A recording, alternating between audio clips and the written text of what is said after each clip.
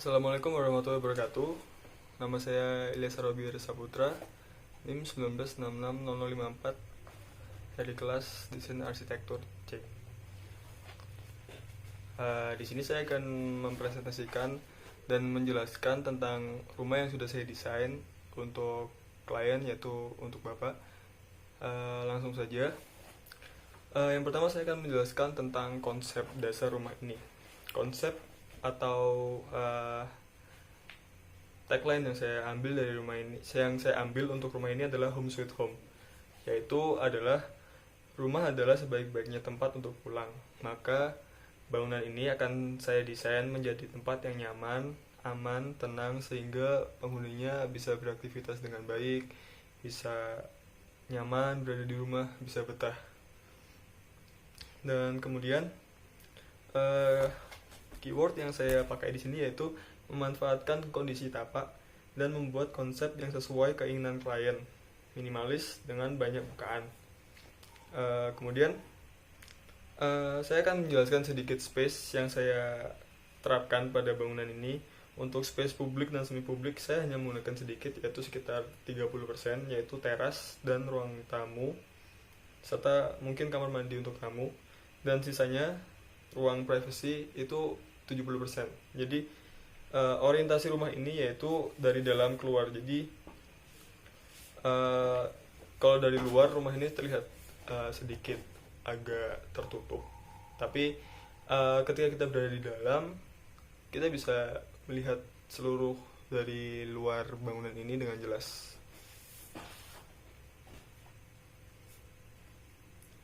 Dan kebanyakan material yang saya gunakan untuk lantai yaitu material granit, lantai granit, kemudian panel-panel kayu, kemudian kebanyakan menggunakan kaca dan rangka-rangka aluminium.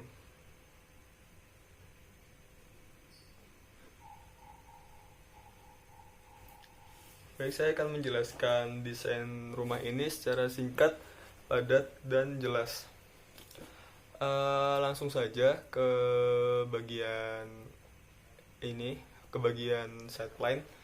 Sideline dari sini yaitu rumah ini berada di tengah-tengah jalan. Kemudian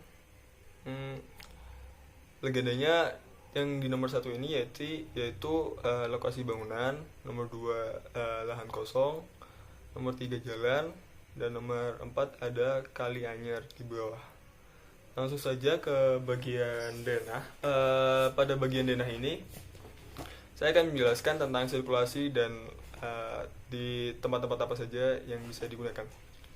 Yang pertama, ketika kita baru masuk, tentu saja kita akan melihat atau berada di carport. Nomor 1 ini carport. Luasnya 4 meter kali 5 meter. Cukup untuk satu mobil, 2 motor. Kemudian nomor 2 ada taman di bagian depan.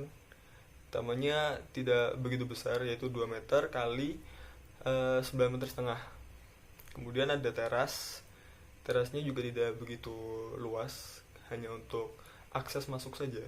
Kemudian kita langsung berada di ruang tamu. Dan ruang tamu ini pada bagian sini, pada bagian sisi kanan ruang tamu, saya menggunakan sekat tembok. Dan pada bagian belakang ruang tamu ini saya menggunakan sekat kaca.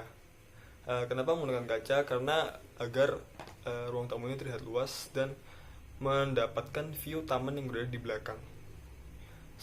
Setelah masuk ruang tamu, kita masuk lagi, kita akan berada di seperti pintu masuk rumah, ya, ke bagian yang privat.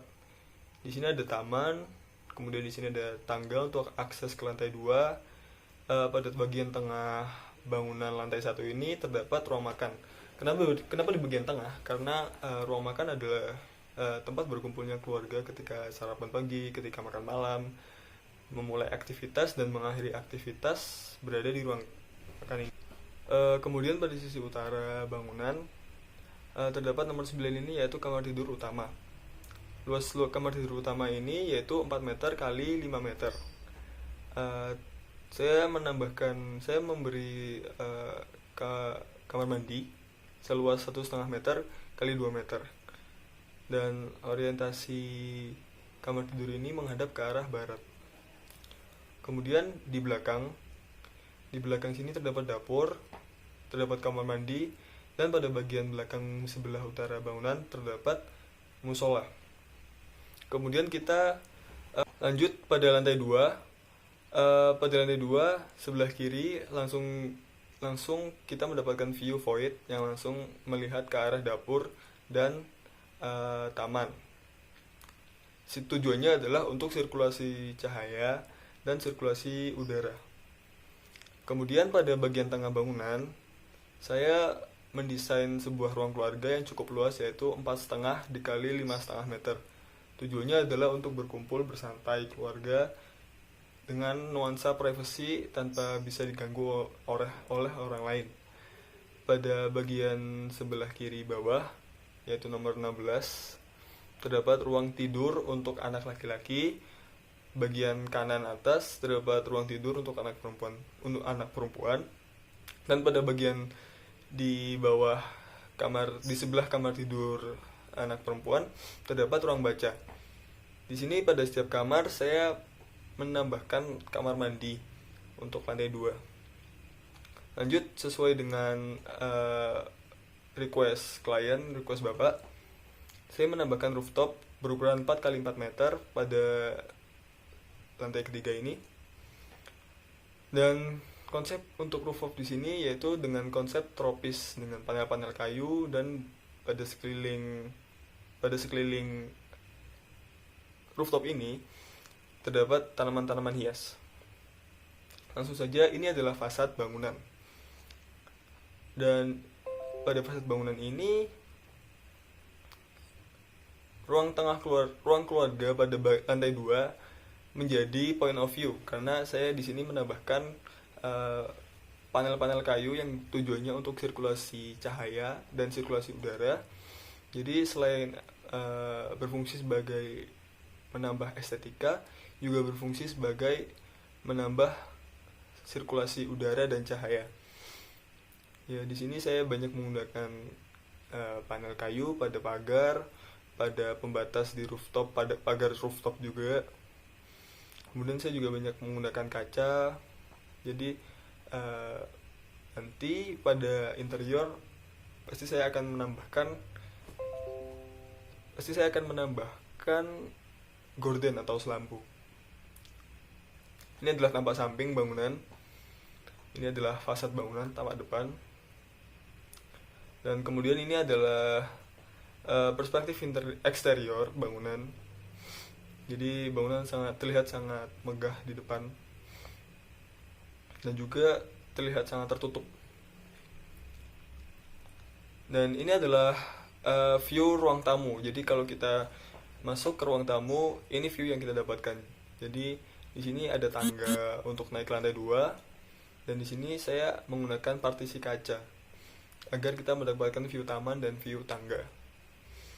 Dan di sini ini adalah view dari ruang makan. Jadi ketika kita berada di ruang makan, kita mendapatkan view dapur, view taman, dan di sini tidak ada sekat, tidak ada plafon karena void langsung menembus ke atas ke lantai 2, dan view tangga. Dan ini adalah potongan AA. Terdapat ruang tamu, terdapat taman indoor, dan di sini untuk bagian atas taman indoor saya menggunakan kaca. Jadi cahaya matahari bisa langsung tembus dari atas langsung masuk ke bawah untuk sirkulasi cahaya. Dan ini adalah potongan BB. Terdapat kamar tidur utama, kamar tidur anak, terlihat dapur, dan void yang langsung menembus dari lantai 1 ke lantai 2. Mungkin itu saja yang bisa saya jelaskan. Apabila ada pertanyaan atau hal-hal yang kurang jelas, bisa disampaikan. Apabila saya adalah salah kata atau apapun yang kurang berkenan, saya mengucapkan mohon maaf yang sebesar-besarnya. Dan terima kasih atas perhatiannya. Wassalamualaikum warahmatullahi wabarakatuh.